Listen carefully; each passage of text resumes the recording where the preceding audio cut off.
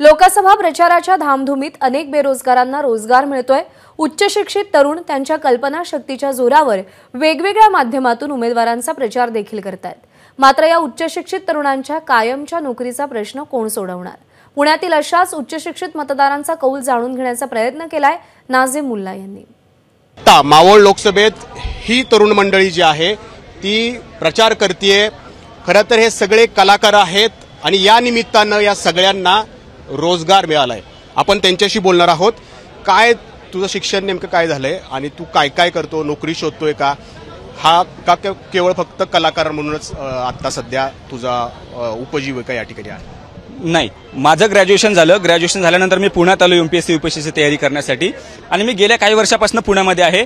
आणि मागील काही काळामध्ये सरकारनं एमपीएससी यूपीएससीच्या मुलांवर बरेच अत्याचार केलेत। म्हणजे अत्याचार म्हणण्यापेक्षा की नोकऱ्या भरती काढत नाहीत आणि अशा वेगवेगळ्या तऱ्हेच्या ज्या भरत्या आधी निघायच्यात 14 पूर्वी त्या आता सरकारनं डायरेक्ट प्रायव्हेटायझेशन मध्ये मोडून काढल्यात आणि खासगीकरणासाठी आणि गुत्तेदारी पद्धती सरकारनं सुरू केली। तुम्ही केवळ इथं पथनाट्य करत नाहीये तर तुमच्या आत जे प्रश्न निर्माण झाले ते पण तुम्ही मांडता? हो नक्कीच, आमच्या आत जे प्रश्न आहेत ते आम्ही मांडण्याचे प्रयत्न करतोय। कुठे बघा, तिथे कॉर्पोरेटमध्ये जॉब बघा, कुठे बघा तिथे सॅकिंग खूप लवकर होतं किंवा पगार कमी केला जातो, तर कुठली गॅरंटी याच्यात नाहीये। त्यामुळे असं वाटतं की आता हे करावं की ते करावं ते व्यवस्थित कळत नाही। म्हणून जर एखादी गॅरंटी जर आपल्याला असेल तर दॅट विल बी ग्रेट। राज्यकर्त्यांना खरं तर तरुणांचं काही पडलेलं नाहीये, परंतु या लोकसभेच्या अनुषंगाने तुम्हाला रोजगार तरी मिळालाय म्हणायचं? हो, नाही बरोबर आहे। आम्ही सगळे यासाठी जमलो होतो कारण आमच्या मनातले जे प्रश्न आहेत, कारण या पथनाट्यामधून आम्ही ते त्यांच्यासमोर सादर करतोय। म्हणजे इव्हन आम्हीच नाही, बाकीच्यांचे सगळ्यांचे प्रश्न की प्रत्येक जण तर नाही येऊन बोलू शकत,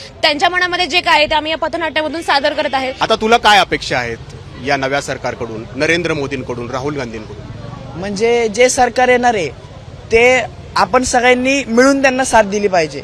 म्हणजे हा तो पक्षाचा, तो या पक्षाचा असं नाही, असा भेदभाव नाही केला पाहिजे।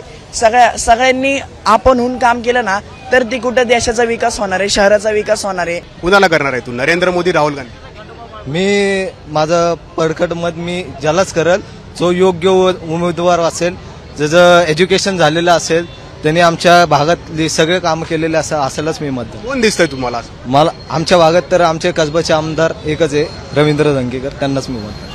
तुझं पहिलं मतदान आहे यावेळेला? माझं मी मतदान करीन, पण माझी अपेक्षा ज्याच्याकडनं आहे, मी जे माझ्या डोक्यात आहे तसं करणार आहे आणि आय रिली होप की ते फुलफिल होईल। भावी पिढीला आज रोजगार म्हणून याच प्रचाराच्या रॅलींमध्ये, या प्रचारांच्या तोफांमध्ये असं कलाकारी करून आपलं पोट भरावं लागतंय, आपली उपजीविका शोधावी लागते।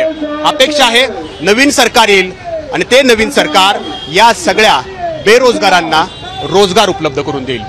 कॅमेरामन विजय राऊत, नाझीम मुल्ला, एबीपी माझा, पिंपरी चिंचवड। एबीपी माझा, उघडा डोळे बघा नीट।